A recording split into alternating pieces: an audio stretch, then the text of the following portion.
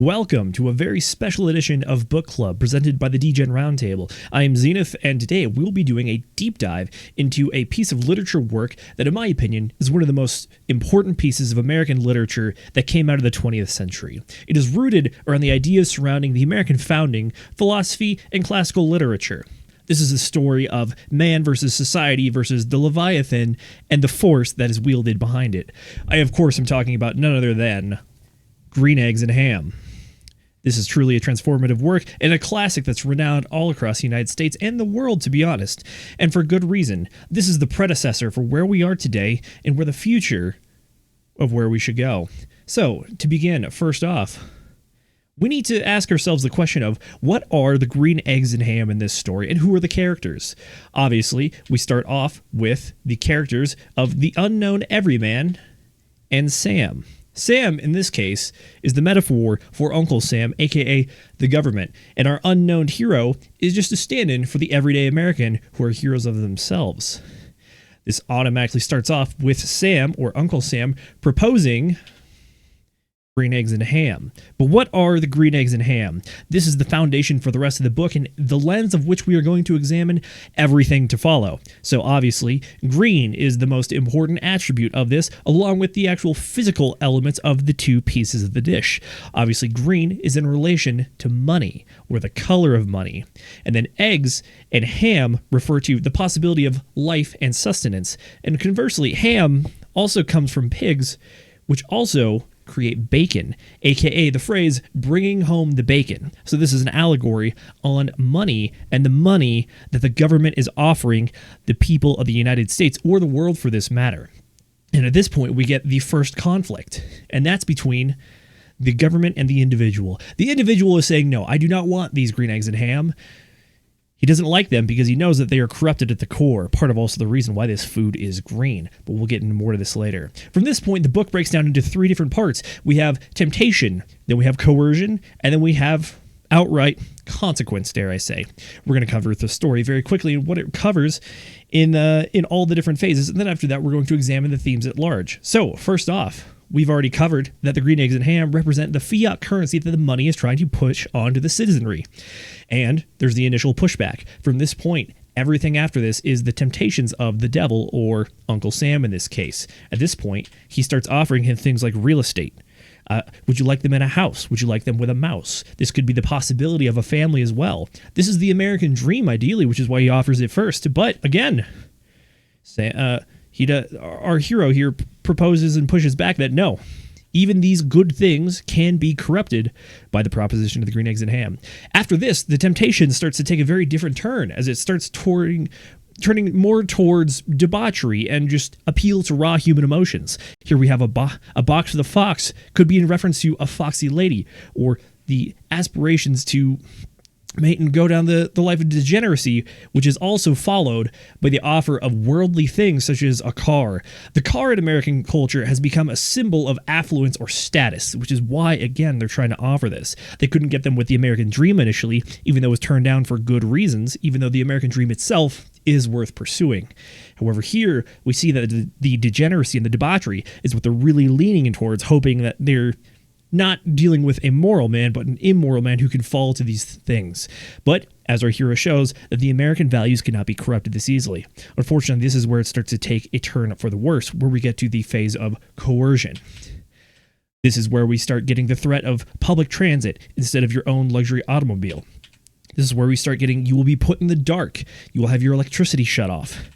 And we even have the threat of rain, which is you can be tortured potentially. Your circumstances have magically gone from the American dream, or whatever people are appealing to their carnal desires, to now straight up coercion and threats.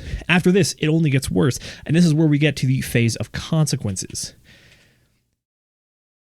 The boat represents exile or deportation. Effectively, the government is trying to kick you out of society if you do not accept the core tenet of their centralized fiat currency. And then after this, the threat is not explicitly, but it is quite obvious, which is that if you don't like the green eggs and ham, there's only one answer for you for the political dissonance, which is this. Now, at this point, we have to ask ourselves, what kind of a story is this? I believe that this is more of a person versus society. Society, in this case, is the government. And the person is still the stand-in for the everyman or the American values.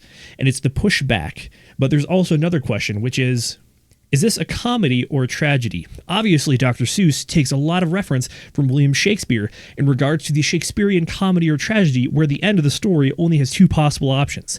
In the tragedy, everyone is happy. There's a wedding, a joining of the two families. And in a tragedy, there's a death.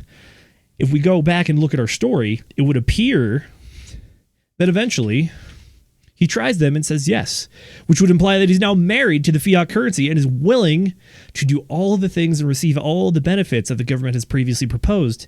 But he's been brainwashed at this point, and he's accepted the vice, which truly corrupts everything else. So in my proposition for this, I believe the true interpretation of this is not a comedy, but a tragedy. They present you with the life of this man in the green eggs and ham, but in reality, it's the death of American values and what happens when you give it up.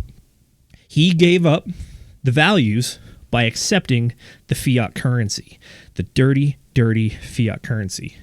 Now, this is where we dive into some of the founding fathers and what they think about fiat currency and centralized banking. Specifically, we have great men such as Thomas Jefferson, George Washington, and John Adams. Thomas Jefferson says that bank paper must be suppressed, and the circulating medium must be restored to the nation to whom it belongs. The nation, in this case, being the people that make up the nation, not the government, because the government is made up of the people, and the nation represents the will and those individuals themselves and the rights that they hold. Again, we have Thomas Jefferson. I sincerely believe with you that banking establishments are more dangerous than standing armies, and that the principle of spending money to be paid by posterity under the name of funding is but swindling futurity on a large scale. So if we go back to our story, we can see that the protagonist in this one gave up his future in exchange for the money that the government offered. Additionally, we have George Washington. He says, paper money has had the effect in your state that it will ever have to ruin commerce, oppress the honest, and open the door to every species of fraud and injustice. Lastly, from John Adams, we have that all the perplexities, confusion, and distress in America arise, not from defects in their constitution or confederation, not from want of honor or virtue, so much as from the downright ignorance of the nature of coin, credit, and circulation. Which is that the corrupting force in all of this the entire time was the green eggs and ham. Now, additionally, there's another layer to this, which is where we get into the philosophical side of things, which is that this is actually a play on the idea of the Leviathan, famous by Thomas Hobbes, a philosopher of the 1600s. The idea of the Leviathan is that it is the overwhelming government force and the monopoly on violence that the government is willing to impose on the individuals. Here in Green Eggs and Ham, we have exactly that, which is the threat of exile, torture, and possibly death. So, to get back to the Leviathan, it requires atomized individuals working as a collective whole, or a decentralization, if you will, to overcome the Leviathan, because the power has to be wrestled back from the Leviathan and put into the people. And with that, I believe that Dr. Seuss actually was one of the first proponents of decentralization of a money supply, aka, I believe Dr. Seuss is Satoshi Nakamoto, and this book is not just a gift to the world from a literature standpoint, but he also gave the gift of the corrected money supply through a decentralized blockchain. There you go, folks. Green Eggs and Ham, written by Satoshi Nakamoto. This is truly a transformative piece of work, and I recommend it to everyone out there who wants to learn about personal finance, personal individuality, or just understanding what governmental force can do to individuals and societies at large, along with a fiat currency system that will inevitably corrupt and rob everything it touches. With that being said, I do want to thank you very much for joining me for a very special edition of Book Club by the DGen Roundtable. This has been a deep dive into some very complex topics that really make up the core of what we think in this decentralized crypto sphere and all the lessons that we can learn from it.